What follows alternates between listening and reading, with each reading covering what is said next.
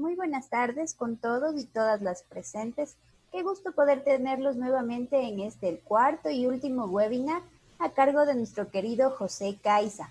Hemos venido aprendiendo con él a lo largo de la semana acerca de un tema muy importante y muy interesante como es la violencia en entornos de la educación virtual.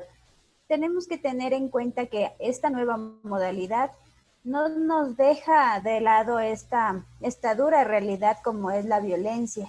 Por eso hemos venido aprendiendo con José acerca del enfoque de tipologías de violencia en entornos virtuales. Esto lo aprendimos en el webinar 1. Aprendimos también lo que son los protocolos y rutas de actuación en torno a la violencia sexual y la violencia institucional.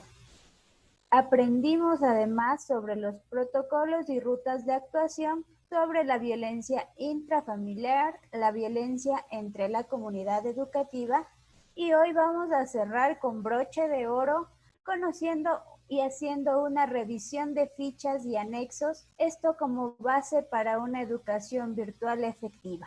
Muchísimas gracias a cada uno de ustedes por estar con nosotros. Les saludamos a los participantes que se encuentran conectados a la sala de Zoom y también a quienes nos miran a través de nuestra página de Facebook, Formación Continua Poliestudios.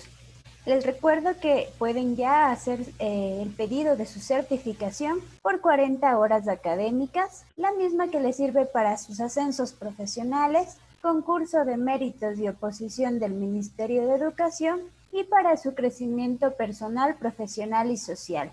Para obtener esta certificación pueden hacer un depósito por $20 a la cuenta corriente Produbanco número 0200 523 5711 a nombre de Formación Continua Poliestudios for Polinet S.A. El número de RUC 179-274-174-2-001. No se olviden que nosotros trabajamos bajo una metodología muy sencilla. La primera de nuestras peticiones es que escriban una recomendación en nuestra fanpage de Formación Continua Poliestudios, escribir 3 comentarios durante la videoconferencia. Los comentarios deben ir resumiendo lo que José nos va informando, lo que vamos aprendiendo a lo largo de la capacitación y nosotros tomaremos estos comentarios como constancia de su asistencia. También les pedimos compartir este webinar con un grupo de amigos y así llegar a más lugares, a más personas con este conocimiento importantísimo sobre violencia. Así es que vamos a darle paso a nuestro querido José para que pueda seguir con su capacitación. Bienvenido, José. Buenas tardes. Buenas tardes a los que se han dado cita en este último webinar. Como dijo, ya hemos hablado de lo que es violencia, los diferentes tipos de violencia, cuáles son los protocolos a seguir, y en este caso nosotros ya vamos a ir terminando con lo que es nuestra ruta y protocolo, terminando con los anexos técnicos que nosotros debemos realizarlo de la mejor manera para no tener o incurrir en algún caso de negligencia y sobre todo, como se habló en las otras capacitaciones, para dar solvencia a estos actos de violencia y que estos no queden en la impunidad. Entonces, el día de hoy vamos a ver cómo se llenan estas fichas, cuál es la información que nosotros debemos conocer para nosotros no estar a cada rato preguntándole al padre de familia, y como se dijo anteriormente, es importante que en cada institución, como estamos aquí en el régimen Sierra, estamos comenzando las clases, entonces es importante tener esta información a la mano y ir solventando con algunos datos que nos están faltando. Entonces les invito igual a tener esta certificación, que es muy importante para nosotros como docentes y como profesionales. Entonces ahora vamos a ver el anexo 1, que básicamente responde al informe de reporte del hecho de violencia. Entonces, dice que, como ya vimos anteriormente, dice cualquier persona integrante de la comunidad educativa. Al ser integrante de la comunidad educativa puede ser un docente, puede ser el tutor, puede ser una autoridad un padre de familia, pero principalmente lo vamos a enfocar a docentes y autoridades, si es que lo conocen, y puede ser el personal del DESE, que es el que más está relacionado con estos tipos de informes. Entonces, mediante la ficha del anexo tiene que llenar.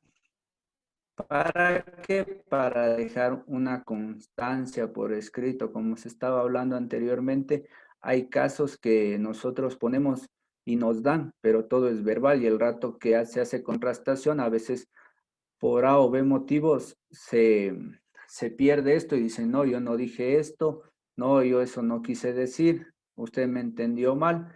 Entonces es por este motivo que toca dejar la constatación por escrito y dependiendo los casos, esto es muy importante porque ya se tiene la validación, se tiene el nombre, se tiene la firma, se tiene el respaldo que van quedando en las diferentes instancias. Entonces es por eso muy importante realizar por escrito.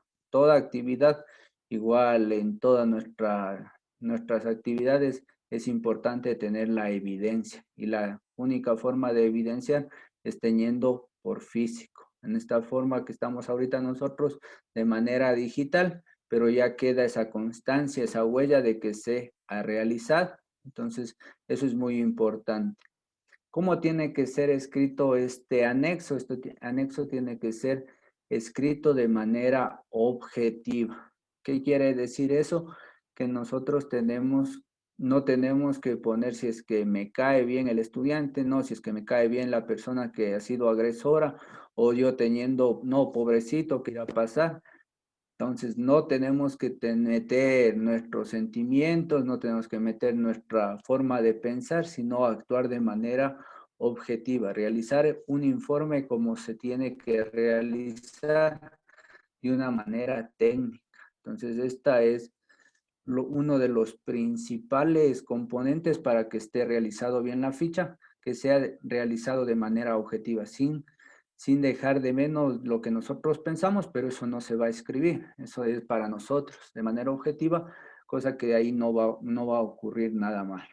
Entonces también tiene que todo lo que estamos recolectando, ya sea de parte de la víctima o de una tercera persona que nos está contando, que nos está relatando el caso, tiene que ser de forma voluntaria. Nosotros no le podemos obligar a la persona a decir, a ver, cuéntame, ¿y por qué no me vas a contar? Verás, te va a pasar eso. Entonces, todo esto tiene que ser, si es que está diciendo o nos está comentando el caso a nosotros,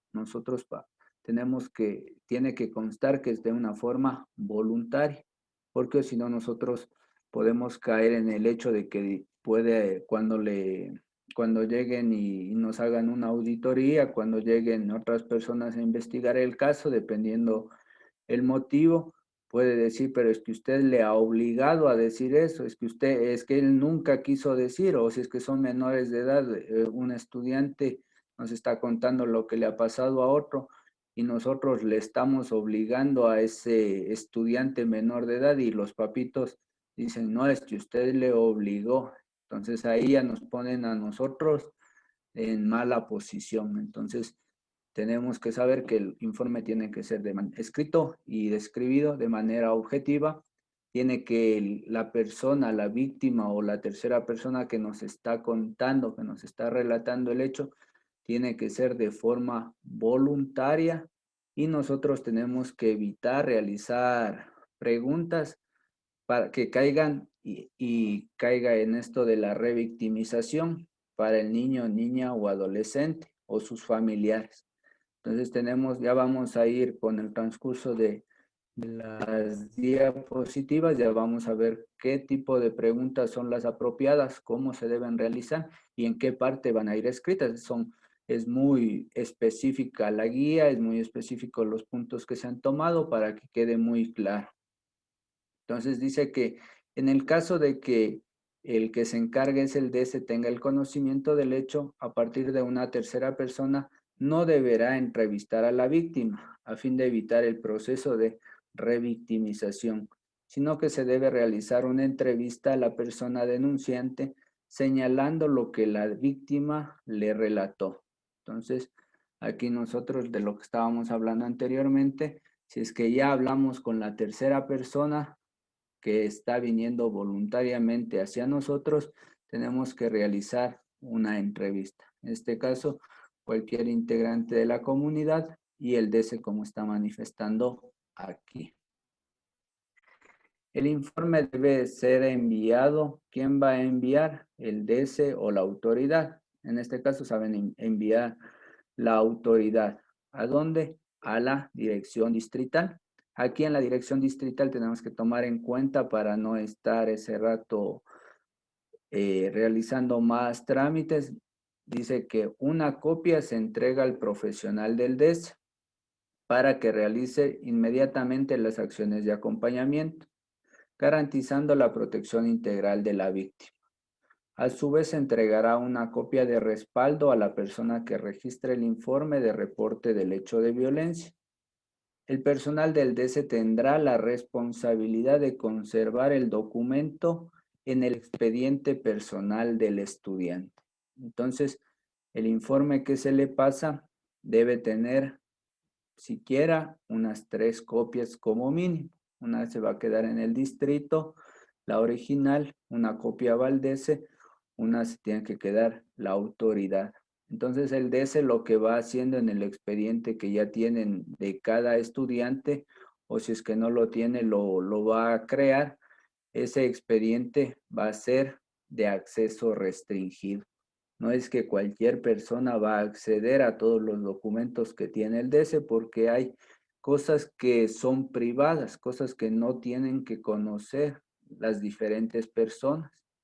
Únicamente se facilitará la información cuando sea solicitada por la dirección distrital y las entidades judiciales de manera oficial para los fines pertinentes de los procesos judiciales y administrativos.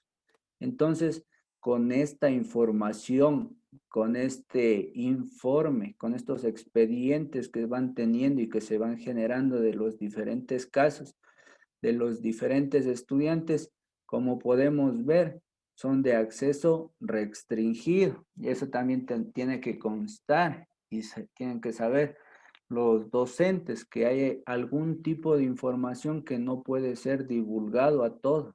¿Por qué? Porque aquí está escrito, porque dice la ley y porque si es que se filtra esta información, la víctima va a tener un proceso de revictimización porque algunos no saben o no sabemos manejar la información.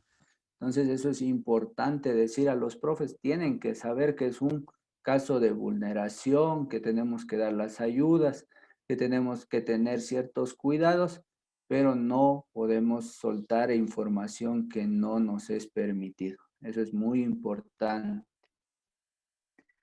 ¿Cómo dar la información de una situación de violencia reportada por la víctima o terceras personas? Entonces, los principales tips que tenemos que saber es que tenemos que ser lo más objetivos posibles, delimitando la información recabada y absteniéndonos a cualquier interpretación personal. Entonces, esto es muy importante. Tenemos que realizar una escucha activa, garantizando un espacio de protección, confianza y seguridad. Para ello se debe seguir las siguientes recomendaciones.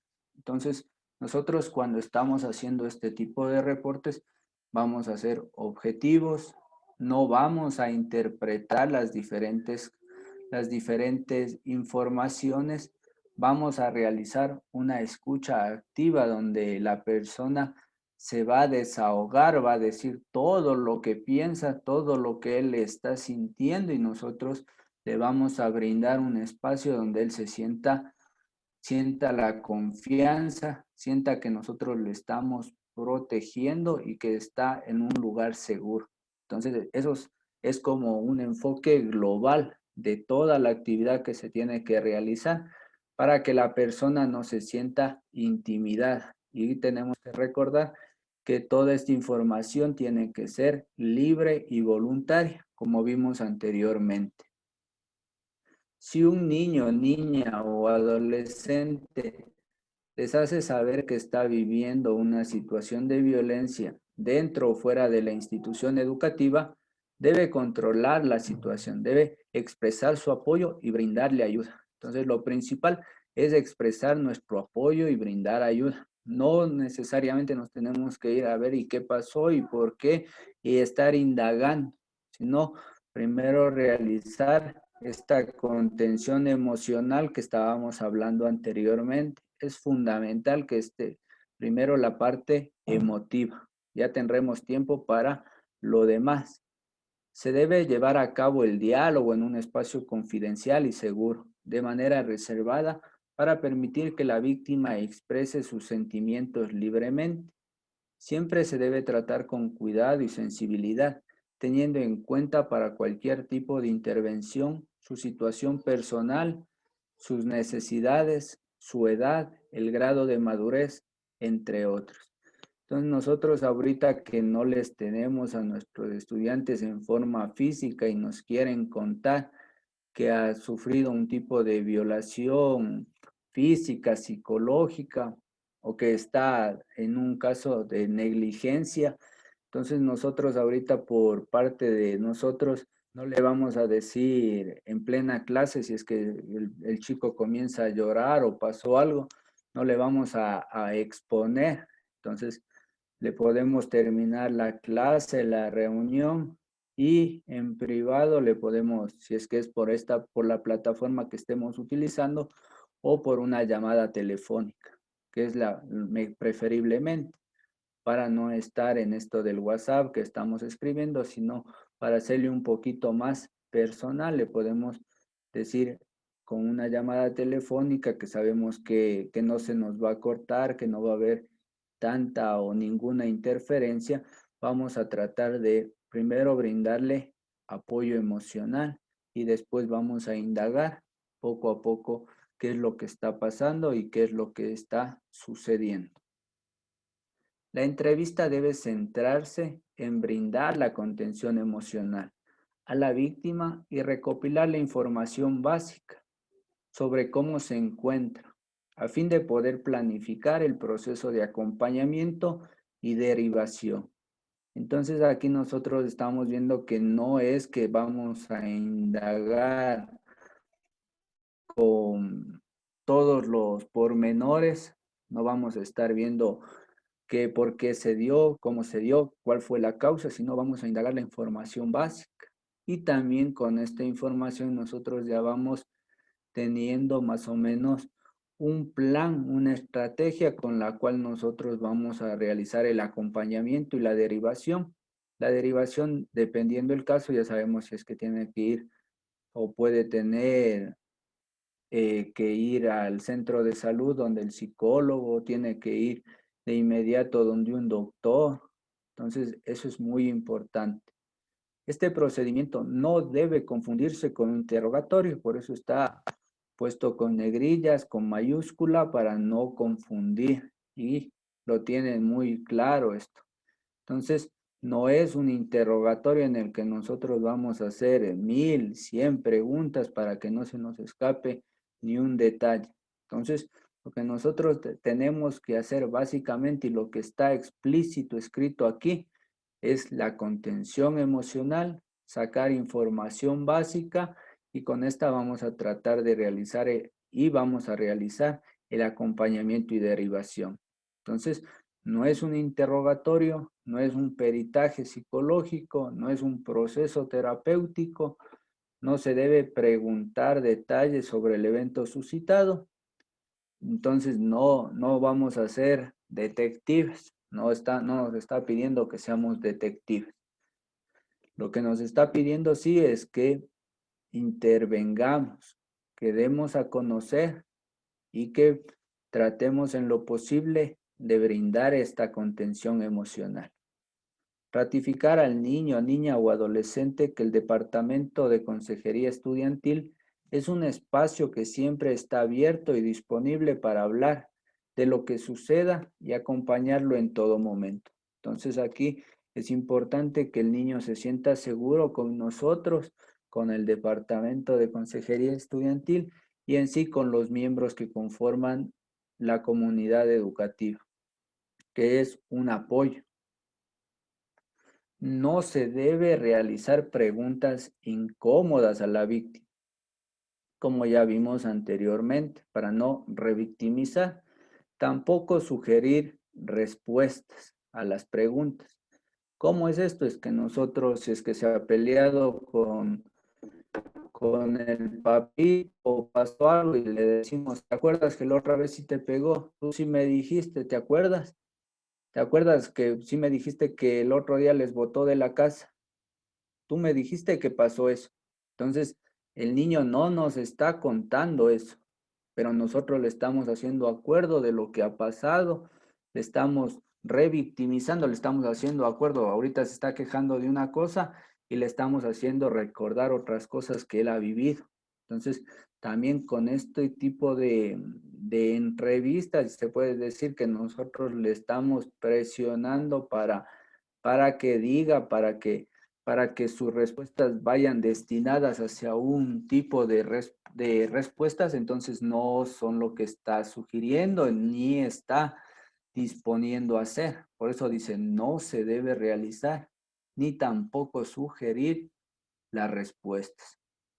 Las interrogantes deben ser abiertas y nos da ciertos ejemplos. ¿Cómo te sientes en este momento? Cuéntame, ¿necesitas algo en este momento? ¿Le has contado a alguien más de lo sucedido? ¿Quieres contarme a mí? Entonces, como ustedes ven, son preguntas muy generales, muy amplias, en las cuales primero nos estamos basando en el sentimiento, en cómo está él emocionalmente. Luego le estamos preguntando si es que él necesita algo, si es que nosotros le podemos brindar la ayuda y en qué tipo nosotros le vamos a tener que brindar esta ayuda. También le vamos a preguntar si es que le ha contado a alguien, porque es importante también saber eso, porque puede que esta violencia ya haya sido cometida desde mucho antes, o él ya le avisó a alguien, pero no le ayudó. Entonces es importante también saber eso. Y la pregunta de rigor, ¿quieres contarme a mí? Entonces, si es que él dice, sí, quiero contarle, a ver, pasó esto, entonces en ningún rato, cuando le pueda preguntar cualquier otra persona, cuando estén en indagaciones y todo eso, entonces él no va a decir, el profesor, es que el personal del DES, es que la autoridad me cogió, me encerró, me estaba llamando y me preguntó y yo le respondí. Entonces, con esta pregunta queda más que claro que el estudiante sí quiere contarnos, que el estudiante, la persona que ha sido víctima, tiene la predisposición, la voluntad y nos tiene confianza. Entonces, cuando ya se abrió este círculo, vamos a ser muy responsables en realizar las demás preguntas y en tomar nota para que esto se pueda realizar de la mejor manera. Se debe evitar las siguientes actitudes. Desestimar la situación de violencia. Entonces me dice, sí, es que mi papá me pegó. No, pero es que vos eres un molestoso. No te ha de haber pegado, solo te ha de haber topado, no, apenitas vos eres un llorón. No, culpabilizar a la víctima. Es que tú eres molestoso y por eso te pegó. Yo sí te dije, pórtate bien porque te va a pasar eso. Entonces, estamos en lugar, el estudiante viene a contarnos una problemática y nosotros no le estamos dando el interés que el estudiante necesita, no le estamos dando la importancia. Entonces, estas actitudes no debemos tomarlas. Iniciar procesos de mediación con la persona responsable de la agresión. Entonces me dice, es que mi papito me pegó y usted, no, a ver, ya le voy a llamar a tu papá, vamos a hacer una videoconferencia entre los tres, vamos a hablar. Entonces eso no. Y respetar el derecho de confidencialidad. Entonces vamos a ir divulgando a los demás integrantes de la familia, a los demás profesores, a cualquier persona que se nos cruce, vamos a ir contando lo que ha pasado y lo más importante que se tenía que realizar, que es este informe, no se realiza. emitir juicios de valor.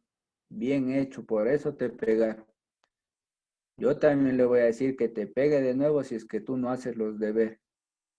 Entonces, no vamos a emitir juicios de valor. Minimizar la sensación de peligro que expresa la víctima. Es que dice, no, profe, es que me va a volver a pegar. No, si tu papi es tranquilo, tu papi nunca más te va a tocar. Tú eres un exagerado. Entonces, estas actitudes como otras que podemos ver dependiendo las preguntas, las circunstancias que se van dando, nosotros no tenemos que realizar porque aquí como ustedes ven y como está en la fotografía es como que le estamos separando. Lo que nosotros necesitamos es lo que está en la fotito de acá, que ellos están abrazando, que están sintiendo el apoyo, que saben que pueden contar con nosotros. A su vez, no emitir comentarios como lo siguiente: ¿qué habrás hecho ahora? Tú te buscaste, mereces lo que te está pasando. Eso te pasa por andar en malos pasos. Esta situación es tu culpa. Tú provocaste lo que te sucedió. Te lo advertí. Miren lo que ha pasado a su compañero o compañera. Entonces, al menos la última es como que le dijimos en público, se enteraron toditos porque ya le está diciendo, mire lo que ha pasado a su compañero o compañera. Entonces, encima de que está sufriendo una vulneración, nosotros le estamos haciendo recaer en la revictimización y le estamos poniendo mal con sus compañeros. Entonces, estamos ahí nosotros sí violando y estamos haciendo un acto de negligencia, aparte de realizar también una violencia psicológica, porque el estudiante ya nunca más, es que a mí me pasa eso y mi profe me dice eso, yo voy a querer ir a clases o ya no me voy a conectar más porque me va a seguir diciendo por tu culpa, ya no harán eso porque le van a hacer lo mismo que a él. Entonces, estos son algunos de los motivos por los que no tenemos que hacer esos comentarios. Mejor basarnos en la parte objetiva y ver que se solucione todo de la mejor manera sin que ninguno de los dos lados sea vulnerado. No poner en duda el relato general. Sabemos que pueden existir estudiantes que pueden realizar versiones que no le podamos creer, pero si es que él nos está dando, nosotros no tenemos que poner en duda el relato. Evitar señalarle contradicciones o faltas de detalle de situación que se está siendo expresada como muestra de que no se le cree su relato. Entonces le vamos a dejar que él se exprese, que manifieste, nosotros vamos a realizar el escrito y ese momento no vamos a hacer hincapié de eso. Después ya las personas pertinentes realizarán el trabajo de averiguación, verificación y contrastación de la información. Nosotros estamos en otro proceso. Explicar qué situación revelada no debe ser causal para sentir vergüenza ni culpa, remarcando lo positivo de haber denunciado. Entonces, a veces la víctima no sabe expresar o no sabe decir que les está pasando algún tipo de violencia porque siente culpa, vergüenza de lo que le está pasando. Y nosotros tenemos que trabajar de lo que se estaba hablando en las otras webinars, que tenemos que inculcarles a nuestros estudiantes a expresarse, al poder decir no, al contar, al saber qué es una caricia, qué es un acoso sexual, qué es un manoseo. Entonces, a veces por no tener estas charlas, por no poder hablar de estas cosas, las víctimas a veces sienten culpa, sienten vergüenza y la persona que está haciendo la agresión está feliz, se siente con más poder, porque lo único que se le está dando es más poder, mientras que la víctima tiene, si se podría decir, menos poder que su agresor. Entonces tenemos que decir y remarcar lo positivo y que con esta denuncia, con lo que se va a hacer, ella ni nadie más va a tener este tipo de violencia. Entonces eso es necesario remarcar. Informar acerca del apoyo que va a recibir por parte de la institución educativa. Nosotros le vamos a decir en qué le vamos a ayudar, siempre evitando generar falsos compromisos. Entonces, es importante saber nosotros hasta dónde llegamos, qué es lo que podemos hacer, qué es lo que no podemos hacer, en qué nomás le vamos a ayudar, en qué nos podemos comprometer. Nunca le debemos mentir a un niño, niña o adolescente, ni proteger, ni prometer algo que no se va a cumplir. Nosotros no le vamos a decir cosas que no podamos cumplir, porque al fin y al cabo, con el pasar del tiempo, se va a dar cuenta de que eso no se va a dar.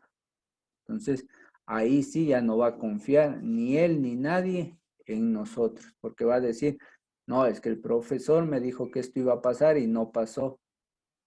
No dijo que me iba a ayudar en esto y no me ayudó. Y no es porque no hayamos querido, sino que las competencias hasta donde nosotros podemos realizar son hasta un sentido. Pero por eso es importante ser frontales, ser muy cautos, como se les dice, y que ellos sepan que hasta dónde nosotros vamos a ayudar. Aplicar la escucha activa. ¿Qué es la escucha activa? Dice que es prestar atención a todo lo que la víctima trate de expresar o decir, mantener una actitud abierta para escuchar sin criticar ni juzgar, absteniéndonos de emitir prejuicios o actitudes discriminatorias. Entonces, básicamente, si es que nosotros cumplimos lo que dice estas tres liñitas, vamos a realizar un excelente trabajo con esta escucha activa y vamos a brindarle la confianza debida a la persona que nos está contando. Este puede ser una tercera persona o la víctima que ha sufrido este hecho de violencia. Prestar atención al lenguaje verbal, al lenguaje no verbal. ¿Cuál es el lenguaje no verbal? Los gestos, la manera de sentarse, ubicar las manos, los tics, temblores, al lenguaje verbal, en las palabras empleadas, en los tartamudeos, en los silencios, en cuando está hablando, mira a otro espacio. Entonces, todo eso que cuando nos está diciendo, nosotros nos vamos a ir dando cuenta. Más se podía esto evidenciar, al menos el lenguaje no verbal, cuando nosotros lo teníamos frente a frente, porque le veíamos que estaba nervioso, que está sudoroso, que está dubitativo. Entonces uno ya va percibiendo eso. Esto no se detalla en el informe, esto no se escribe, pero facilita para el proceso de acompañamiento. Entonces nosotros, si es que estamos realizando como docentes y le entregamos este reporte al DS, a la autoridad, le vamos a decir, profe, yo cuando le vi, el niño sí estaba llorando, estaba muy mal, estaba golpeado, su manito estaba torcida. Entonces, todos estos tipos de detalles le podemos ir dando, pero estos detalles no están descritos dentro del informe. Informar al niño, niña o adolescente que cada persona afronta de diferentes situaciones los distintos tipos de violencia y que se les da también, dependiendo el tipo de violencia, el trato. Tener en cuenta la opinión del niño, niña o adolescente respecto de lo que desea hacer frente a la situación de violencia que está enfrentando. Entonces, la opinión del niño es muy importante. A ver qué es lo que él piensa, cómo piensa que se va a resolver. Tener en cuenta eso. No solo nosotros vamos a hablar o a opinar. Y en lo que se pueda la vamos a tomar en cuenta. Las autoridades de la institución educativa no tienen competencia o derecho de acceder a información adicional.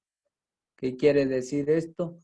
Sobre los hechos específicos o detalles personales relatados a la persona del DS, que llevaron a cabo la entrevista o atendieron a la víctima. Eso implica que no se deberá realizar ninguna entrevista adicional en la institución educativa. Con la información que se tiene, se va a trabajar y no tenemos por qué estar inmiscuyéndonos en más procesos. Entonces, el formato de reporte lo dividí en las partes. Este es el formato como está en la guía. Entonces, este es el anexo 1, el formato del informe del reporte del hecho de violencia. Entonces, en su primera parte está dice informe de reporte del hecho de violencia. Va como datos principales y que esta ficha nos tenemos que manejar. Está la institución educativa en la cual pertenece el niño. El informe, si es que es nuestro primer caso, le ponemos 001, la fecha en que se realizó, el nombre del profesional del DC que maneja el caso, si es que nosotros tenemos DC en nuestra institución, vamos a poner el nombre del profesional. Aquí va a ir los datos generales de identificación del estudiante o la estudiante, apellidos, nombres, fecha de nacimiento, día, mes, año, la edad que tiene el estudiante, el grado y el curso. Entonces aquí, por lo general, lo que nos sabe fallar o no tenemos claro es la fecha de nacimiento, que ya podríamos saber que la fecha de nacimiento es importante, sabemos cuántos años tiene o le calculamos según el grado en el que está, pero no tenemos el día, mes y año. Los datos generales de la madre, padre y o representante legal. Es muy importante este apartado porque dice y o representante legal. Lo sugerible es que se realice el informe con el nombre de quien conste como representante legal. Entonces, estos datos nosotros sí lo tenemos y sí puede estar a nuestra mano y alcance. Nombres y apellidos, vínculo entre la persona y el estudiante. Entonces, hay casos en el que el representante legal o con quien vive es el abuelito, la abuelita, el tío. Entonces le ponemos es tío. Si es que es la tía, la dirección del domicilio, teléfono de contacto, aquí es importante, si es que tiene el convencional y celular. Por si acaso se necesita llamarle, entonces ya se le ubica o en la casa o directamente en el celular. Datos sobre la presunta situación de violencia. Fecha y lugar en la que ocurrió la situación de violencia. Recordar que aquí también dice presunta situación de violencia. Siempre tenemos que trabajar con esta palabrita de presunción. Entonces aquí nosotros vamos a poner en qué lugar sucedió, si es que fue de forma virtual, si es que fue en la casa del estudiante, maltrato intrafamiliar, en qué fecha se dio, abajito está para llenar. Entonces está el día, el mes, el año, el lugar. Entonces nosotros vamos a ir poniendo nombres y apellidos de la presunta persona responsable de la agresión, de la presunta persona responsable de la agresión. Tipo de relación de quien realizó la agresión con la víctima, entonces puede que sea el hermano mayor, puede que sea el vecino, puede que sea un tío. Entonces eso es importante y aquí ya está recabada en la información. Datos personales que refieren al caso. Entonces nosotros, si es que está realizando el docente, nosotros vamos a referir el caso a nuestra máxima autoridad, entonces nombres y apellidos del rector, rectora, director, líder, cédula de identidad. Tenemos que ese dato a veces nos sabe faltar, entonces estamos preguntando. Entonces es importante saber la cédula de identidad, el cargo, eso sí sabemos. Y como número 5 nos está especificando qué tipo de violencia es la que se ha identificado. Si es que es física, psicológica, sexual o negligencia. Y tenemos que enmarcarlo.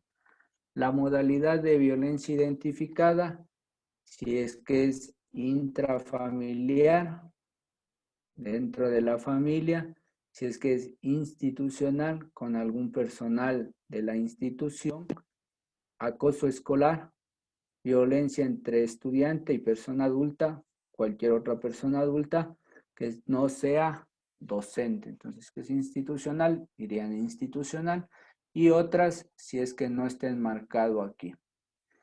Y como número 7, que ahí va todo lo que hemos realizado nosotros como abordaje y con todas las medidas que se ha dado y que están descritas en el manual, el resumen del presunto hecho de violencia cometido o detectado. Entre paréntesis manifiesta y dice, transcriba detalladamente lo expresado por él, la estudiante o la persona que refiere la presunta situación de manera objetiva. Y nos da el ejemplo con el cual nosotros nos podríamos basar. Dice, la persona refiere que, y comenzamos a detallar. Recordar que dice de forma objetiva y detalladamente. Entonces, en la parte de abajo nosotros vamos a poner nombre y apellido de quien está realizando el informe, en este caso nosotros, y va a renglón seguido, pero en la parte derecha, el nombre y apellido de la autoridad institucional para que vayan las firmas correspondientes. En observaciones dice, recuerde que el deber de denunciar, según el artículo 422 del COIP, del Código Orgánico Integral Penal. Entonces es muy importante que nosotros sepamos que es una obligación denunciar estos tipos de violencia. Y con eso nosotros terminaríamos lo que es el anexo 1, el informe, el reporte de hecho de violencia que tiene que ser entregado. También tenemos el anexo número 2. El anexo número 2 es idéntico, cambia en ciertas particularidades y es el formato para abordar. Es para abordar la educación básica de jóvenes y adultos. El hecho de violencia de educación básica de jóvenes y adultos. Entonces aquí nosotros tenemos igual los datos informativos, nombre de la institución, número de informe, la fecha que se elabora el informe. Recordar que si es que es de violencia, tratar siempre como recomendación realizar inmediatamente, no dejar pasar. Nombre de profesional del DESE, del que sea de la institución, identificación del estudiante, nombres y apellidos, fecha de nacimiento, edad, jornada y grado y curso y la jornada. Datos generales igual nos pide del padre, madre y o representante legal. Entonces aquí sí, como ustedes ven en la ficha, aquí en la parte de teléfono de contacto ya cambia. Igual en la parte de arriba ya decía jornada. Aquí en el teléfono ya nos marca el celular y el convencional. Los datos sobre la presunta situación de violencia. Entonces aquí nos pone fecha, lugar, nombre y apellidos de quién pudo ser el agresor, tipo de relación con la víctima. Entonces aquí es similar. Datos de la persona que refiere el caso, que es nuestra persona, qué cargo ocupamos, nuestra cédula de identidad, el tipo de violencia que hemos identificado, la modalidad es la misma y si es que vemos otro y son los mismos. Abajo lo que está puesto es nombre y apellido de la persona que remite el caso, que se tendría que ratificar a nosotros, nombres y apellidos de la autoridad, firma y fecha de recepción del documento. Entonces esta ya está con la firma y fecha de recepción.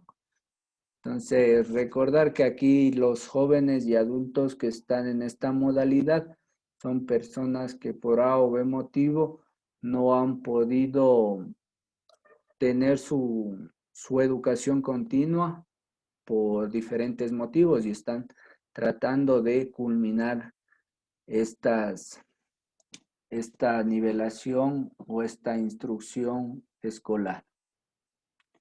El anexo 3 es el formato para elaborar la ficha de detección de casos de vulneración de derechos a estudiantes, jóvenes y adultos. Entonces, los datos generales, aquí es una ficha muy importante en la cual nosotros vamos a ver diferentes características que podemos tomar en cuenta. Entonces, esta ficha es una ficha que se la puede modificar igual para la educación normal, porque tiene datos muy relevantes, muy significativos en los cuales nosotros podemos realizar nuestro trabajo. Entonces, aquí están los datos informativos generales, nombre del estudiante, la oferta educativa, la ficha de aplicación, cuando nosotros realizamos esta ficha.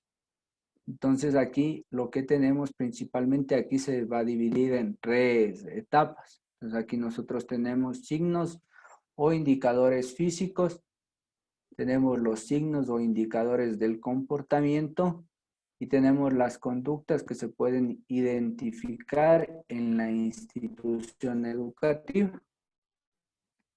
Entonces, entre los signos o indicadores físicos evidentes, nosotros podemos ver marcas en el cuerpo, heridas, moretones, mordeduras o quemaduras, entre otros, irritación en boca, extremidades y dedos. Entonces, básicamente nosotros esto era fácil o se podía identificar en la parte presencial cuando les tocaba educación física y se les pedía que estén con su pantaloneta, con su camiseta, medias, zapatos, entonces ya parecían que estaban golpeados, ya algunos estudiantes iban con sus gafas, entonces ya eran signos de que si antes no utilizaba gafas, antes utilizaba manga corta y ahora ahí está con buzo. Entonces, igual cuando hubo esto del cutting, que se comenzaban a cortar en diferentes partes del brazo, mano. Entonces, ahí era muy importante. Nosotros aquí lo que podremos ver es que si es que comienzan a utilizar gafas, puede que esté un moretón. Entonces, a veces cuando se tiene la disponibilidad y se está realizando y los estudiantes ya están acostumbrados a realizar videollamada, entonces ya no quiere prender la cámara, entonces van siendo síntomas de que puede estar pasando algo, lesiones, fracturas, esguinces sin explicación coherente o que no concuerden con la causa alegada, problemas de salud frecuentes. Entonces aquí nosotros, si es que vamos identificando uno de estos, vamos poniendo en el recuadro de la derecha que está al ladito una X. Entonces en la parte otra que donde nos manifiesta signos o indicadores del comportamiento. Entonces aquí ya vemos que la lista es un poquito más larga y ya vamos a ir identificando y vamos a decir si esto está pasando, entonces puede que tenga que yo remitir un caso y con esto nosotros podemos ir trabajando en la prevención. Entonces vemos que aquí hay somatización, existen dolores de cabeza, mareos, desmayos, taquicardias, sensación de ahogo, vómito, entre otras manifestaciones. Trastornos alimenticios, personas que a veces comen y y van directo al baño a vomitar, que están flaquitos y dicen que están gordos, trastornos del sueño, cambios bruscos de comportamiento. Entonces era una persona que realizaba los deberes, que interactuaba con el grupo, que se llevaba bien con todos, que siempre hacía un chiste, una broma, y ahora de la noche a la mañana llora, ya no hace deberes, se lleva mal con todos, se pelea con los papás, sentimientos de culpa. Entonces aquí ya tenemos bajo autoestima, desgano, apatía, pasividad, silencio, llamativo, aislamiento, tristeza permanente, depresión, llanto fácil, mentiras, tartamudeo. Entonces, uso de vestimenta inadecuada para el clima, para ocultar lesiones, como les decía antes, utilizaban solo camisa, ahora ya usan buzos, nerviosismo, mutismo selectivo, está hablando con alguien y por A o B circunstancia entra a la reunión y ¡pac! Se quedó sin hablar, cambió de carácter, se pone a llorar, sentimientos o intentos suicidas, entonces que está ya deprimido, bastante depresión, abuso de sustancias psicoactivas. Nos enteramos por terceros que estudiantes que están en colegio y están yendo a fiestas, consumen alcohol, tabaco, sustancias prohibidas a fiscalización. Entonces, abuso sexual a niños, niñas de menor edad. Entonces, están dentro de los signos o indicadores de comportamiento. En la siguiente está conductas que se pueden identificar en la institución educativa. Disminución del rendimiento académico, incumplimiento de tareas escolares y desinterés en el estudio. Antes eran estudiantes muy buenos, ahora no presentan nada. Se les da la oportunidad que hagan los trabajos, que presenten, no presentan. Ya no le interesa si es que se conecta, no se conecta. Ya no pregunta si es que puede mejorar los trabajos, ya ni presenta. Se le manda que se comunique con sus compañeros para realizar un trabajo de grupo, ya no colabora. Falta de concentración, distracción constante. Si es que se le pide que deje prendida la cámara, deja el celular, la computadora y solo nosotros vemos la pared. Conductas disruptivas frente a la clase, comienza a utilizar la pantalla, comienza a rayar, prende el micrófono, insulta a sus compañeros, temor a aparecer en el establecimiento, miedo de ir a la casa. En este caso no vamos a poder decir eso porque están en su casa. Rehuir o negarse y hablar sobre sí mismo, su familia.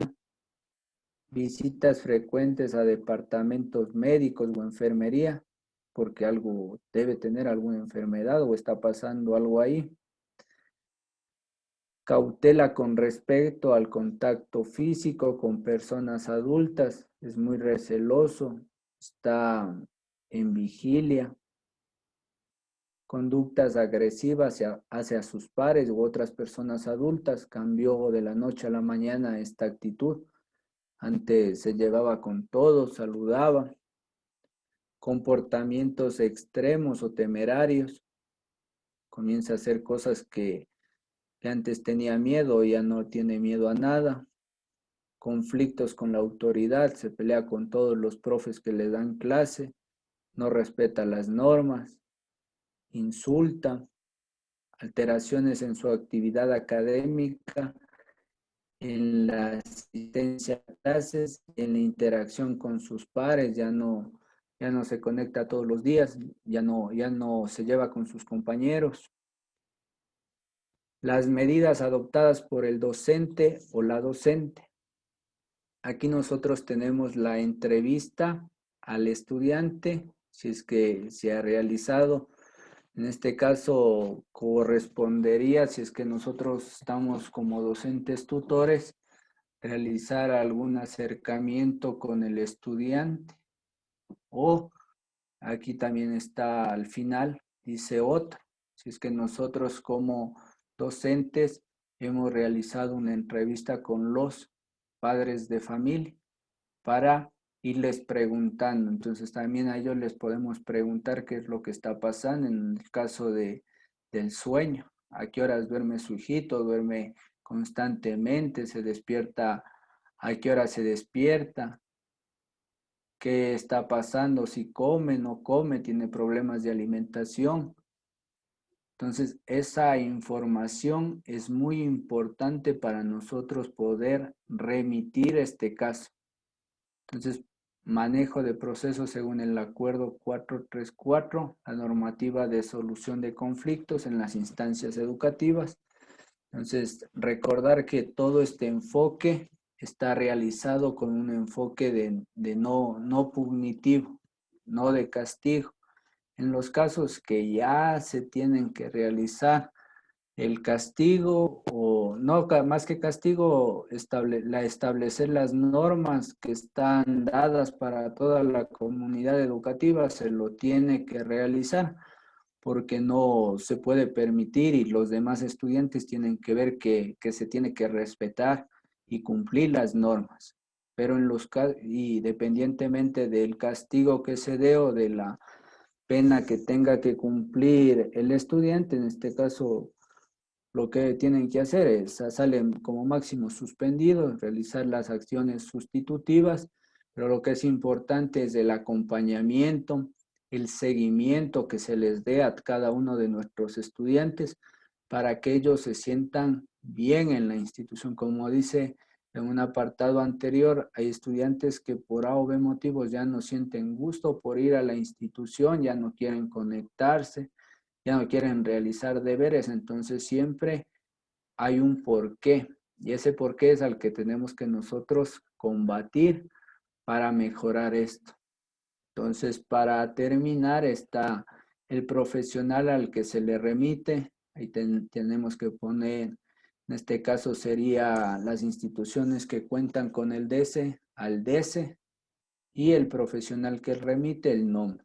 Las escuelas que no cuentan con personal del DESE se tiene que dar a la máxima autoridad para que ésta a su vez pueda remitir.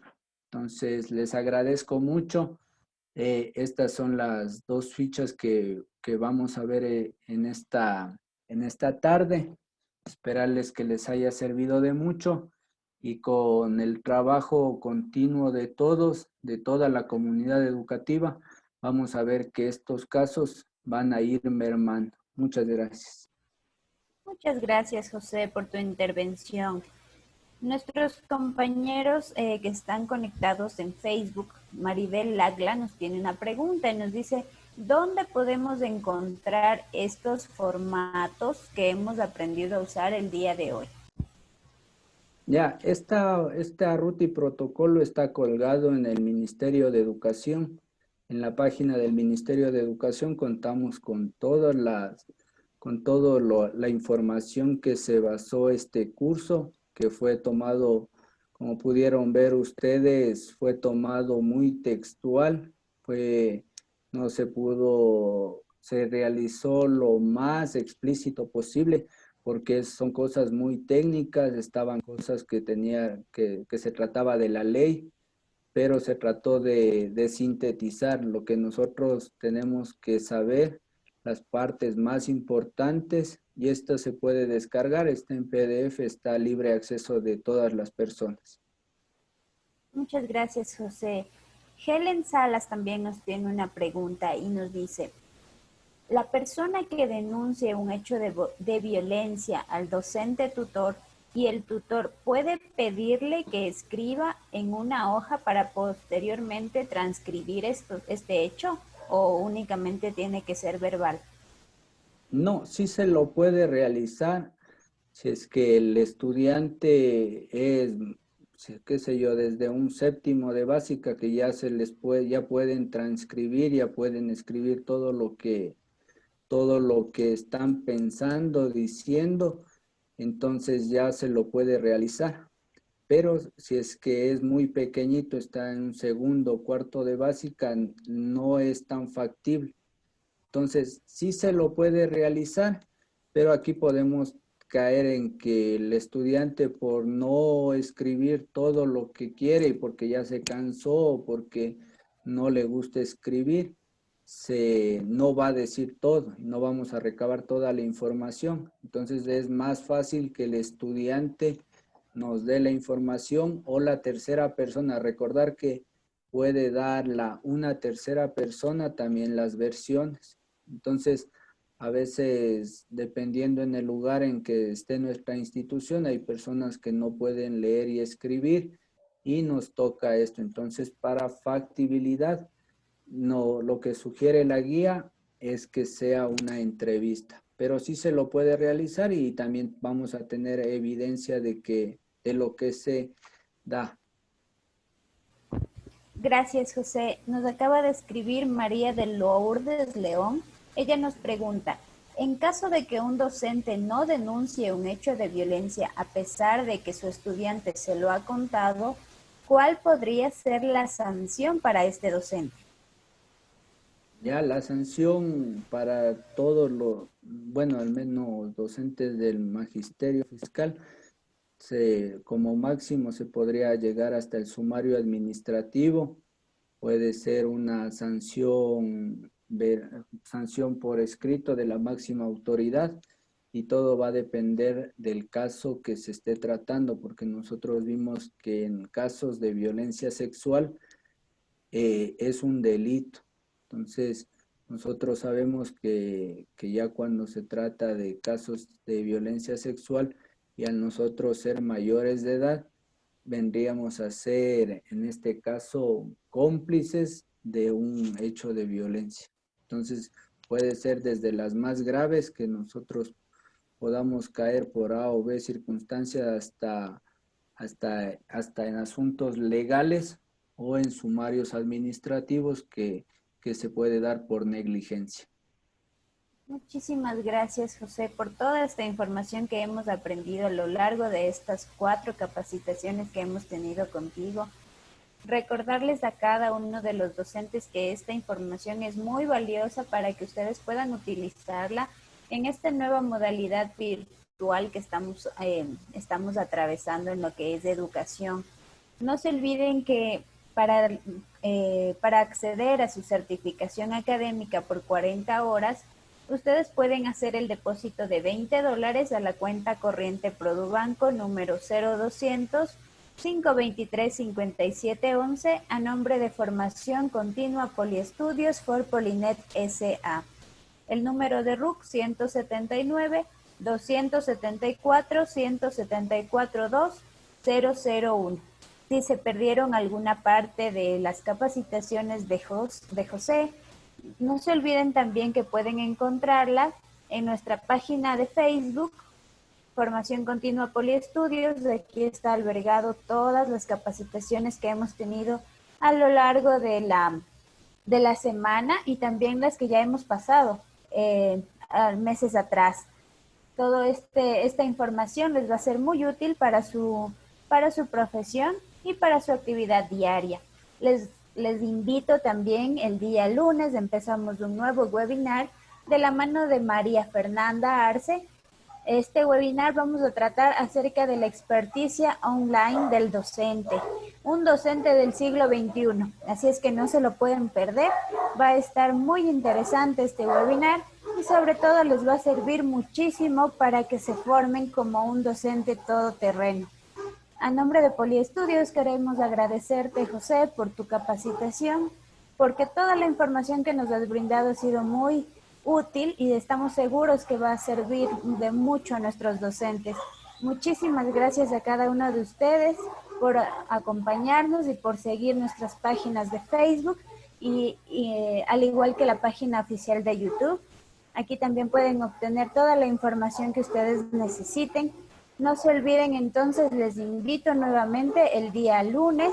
A partir de las 6 de la tarde nos va a estar acompañando María Fernanda Arce con el tema Experticia Online, un docente del siglo XXI. Muchísimas gracias a cada uno de ustedes. Que tengan un excelente fin de semana, que descansen y nos volvemos a ver el día lunes. Gracias, José. Que tengas un excelente fin de semana. Muchas gracias. Suerte a todos. Hasta luego.